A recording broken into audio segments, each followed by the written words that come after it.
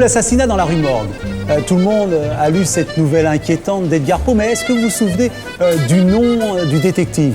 Dupin. Charles Dupin, une sorte de préfiguration de Sherlock Holmes. Eh bien, c'est ce personnage qui a déclenché la vocation de Roger-Marc Moreau.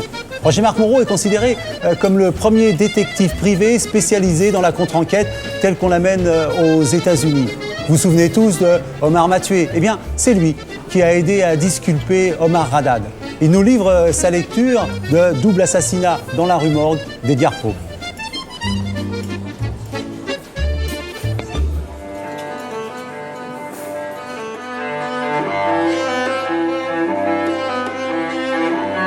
Je suis un détective privé, mais spécialisé dans la contre-enquête pénale. C'est-à-dire que je remets en cause les décisions de justice. J'ai toujours été sensible à l'erreur judiciaire. J'ai lu Edgar Poe, j'étais encore très jeune, je devais avoir peut-être une dizaine d'années. J'ai tout de suite été passionné par cet auteur. Et bien évidemment, j'ai focalisé, j'ai particulièrement remarqué les nouvelles qui mettaient en scène ce fameux enquêteur privé, ce détective, Auguste Dupin. Certainement que ça a pu jouer dans ma vocation.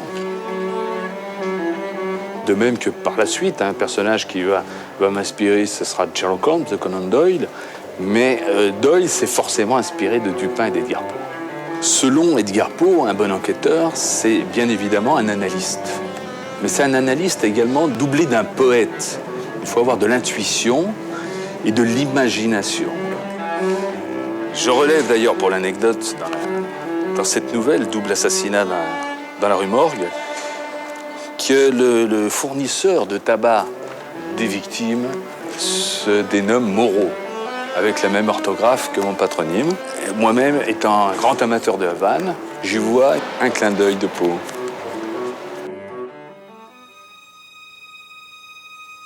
Double assassinat dans la rue Morgue met en scène pour la première fois le personnage d'Auguste Dupin, personnage qu'a inventé Edgar Poe. C'est un policier amateur, un détective privé. Ce dernier va s'intéresser à un crime monstrueux qui a été commis dans une petite rue de Paris. Il s'agit de l'assassinat de deux femmes, la mère et la fille. L'assassin, qui avait évidemment, avec une force monstrueuse, égorgé une femme, il lui avait même arraché quasiment la tête, avait enfourné une autre femme dans le tuyau d'une cheminée. Et ce crime était inexpliqué, d'autant que l'assassin n'avait pas pu partir de la pièce. Elle était fermée de l'intérieur, les deux fenêtres étaient obstruées et fermées avec des gros clous. Par conséquent, la police, à l'époque, perdait son latin, ne comprenait pas. Par l'examen des comptes rendus de la presse, Dupin va, dans son imaginaire, et par sa puissance d'analyse, évidemment, réussir à reconstruire quelle était la scène. J'ai découvert dans cette nouvelle toute une théorie qu'a développée finalement Edgar Poe et que j'ai pu, par la suite, professionnellement mettre en œuvre. Bien, par exemple, dans l'affaire Omar Haddad.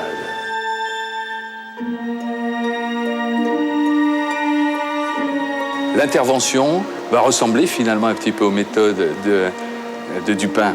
Déterminer finalement dans quelle direction les enquêteurs n'ont pas été. J'avais élaboré toute une théorie dont je n'avais absolument pas confirmation.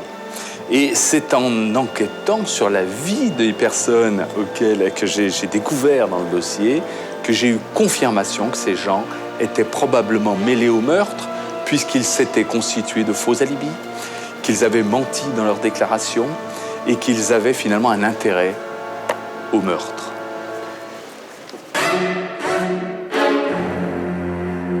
La police, à l'époque, perdait son latin, ne comprenait pas. Dupin va bien évidemment, dans un premier temps, écarter le côté éventuellement surnaturel de la chose et il va en tirer des conclusions différentes. Il va dire forcément un être est entré dans cette pièce et a commis ses actes. Il va s'introduire dans la pièce par une fenêtre.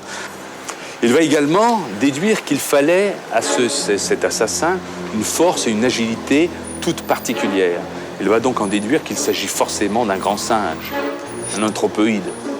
Il découvrira effectivement à l'intérieur de la main d'une des victimes une touffe de poils roux correspondant à un orang-outan.